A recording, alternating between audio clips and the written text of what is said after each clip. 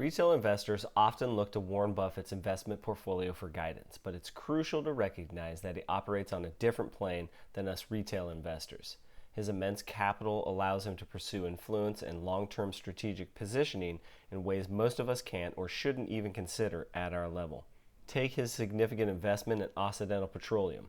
For Buffett, this might have been driven by a strategic bet on domestic energy independence, but it's likely a desire for significant influence, or dare I say control, over vast, highly sought-after U.S. energy reserves in the Permian Basin and Gulf of Mexico. However, for a retail investor, Occidental presents a future tied to highly volatile oil prices, a company with significant debt, and over the past 10 years, a 50% loss in price. These are most likely risks and considerations that don't align with the financial goals of us retail investors. Furthermore, the huge amount of capital required to be a meaningful investment in his portfolio means that not only is he constrained to certain sizes of companies, it also means that exiting a position is much harder for him because it's likely to depress the stock price and his returns, which means that he may hold companies that he doesn't necessarily want to hold for longer than he desired, a constraint you likely don't face. So while Buffett's moves are noteworthy, remember it's a different game with different rules.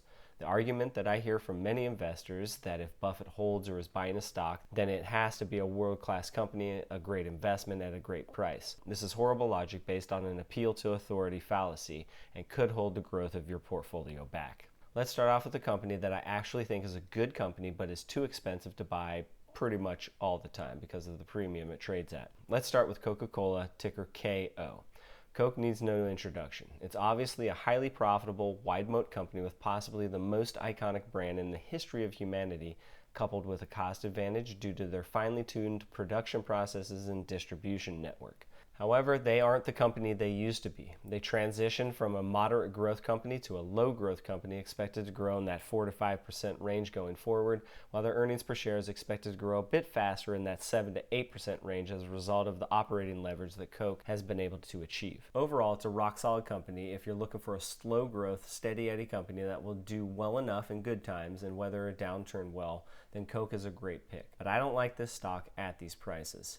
They're trading at a 28 PE and more than 6 times sales. That's quite expensive given their growth rate. In fact, their price to earnings growth ratio comes in at 2.7 times. The PEG ratio is the ratio of their PE multiple to their expected growth rate. It's a gauge, albeit an imperfect one, that quantifies how many times their growth rate that you'll have to pay to own the company, and 2.7 times is very high. Compare that to a few companies that most analysts would argue are overvalued, like Nvidia, which is trading at a 1.61 PEG ratio, Amazon at 1.43, and Meta at 0.93. Why would I buy Coke for 2.7 times their growth rate when I can get a world-class company trading at almost half the price in relation to their growth rate?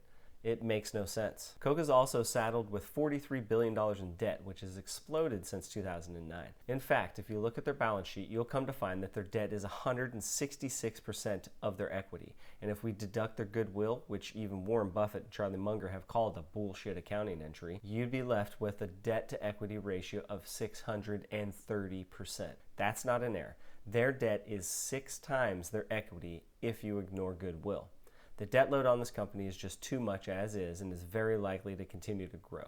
Their dividend is also growing slowly at 5% per year. They don't do much buybacks, and they've severely underperformed the S&P 500 over the past 10 years. Coke has returned 75% excluding dividends, while the S&P 500 has returned 170% excluding dividends. The index has more than doubled the performance of Coke over the last 10 years, and you're being asked to pay 28 times earnings to own Coke when the index is trading at 27 times and is expected to grow earnings faster than Coke is. It makes no sense other than the fact that you're paying for the name and the higher profitability. I say no thanks. Next, we have the most putrid of them all, Occidental Petroleum, ticker OXY. I'm going to be brief with this one because I already called it out as a huge value trap in an earlier video. If you'd like to hear all the details, you can go check that out. But I'll shut up for 30 seconds and click through all their metrics. You tell me in the comment section where you see any form of quality, predictability, growth, or value.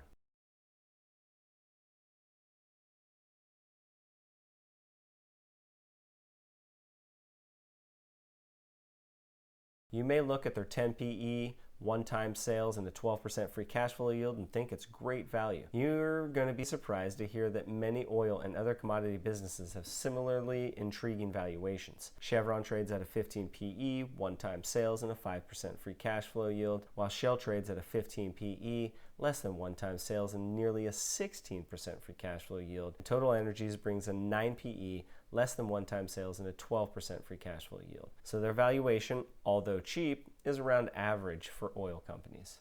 After Occidental, we have Kraft Heinz, ticker KHC. This one is almost as stanky as Occidental Petroleum. Just like all the other value traps that you'll run into, they trade at a very lucrative valuation with a 13 PE, 8.6% free cash flow yield, and a 5.6% dividend yield. Until you realize that they're $18 billion in debt, which is good for a 95% debt to equity ratio if you exclude their massive goodwill, which accounts for more than half of their equity. They've lost 60% of the price over the past 10 years. They're literally at a standstill with revenues, free cash flows, and earnings. They cut their dividend in 2018 and haven't increased it a single cent since then. They don't buy back shares, and most worrisome of all is that their baseline return on capital since 2016, which comes in at about 4 to 5%, is lower than what Morningstar estimates to be their weighted average cost of capital of 6.7%. They're cheap for a reason.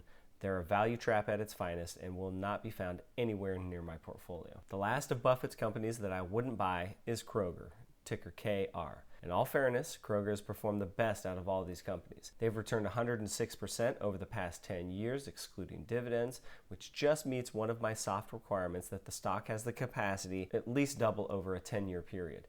Having said that, they still trail the S&P 500 by 69% over the last 10 years. Although revenues are growing only 3% per year over the past 10, they've been able to drive about 10% earnings growth, which is not bad for such a mature company. They also grow their dividend nicely at 10 to 15%, and they buy back enough shares to meaningfully reduce share counts and make you a larger and larger holder of the company over time. You're probably sitting there thinking, okay, sounds pretty good to me, what's not to like? For me, it starts with the profitability. They generated a measly 1.8% net margin, 1.2% free cash flow margin, and a 10% return on capital, which is lower than their main competitors, Walmart and Costco. And their profitability is even lower than the no-moat target, which is able to generate nearly a 4% net margin and free cash flow margins and a 15% return on capital. Luckily, Kroger's 10% return on capital is higher than their 6.9% weighted average cost of capital, according to Morningstar. So at least they're generating positive value with their internal investments, but it's not by much. The second reason I'm not a buyer or believer in Kroger is their valuation. On an absolute basis, a 19 PE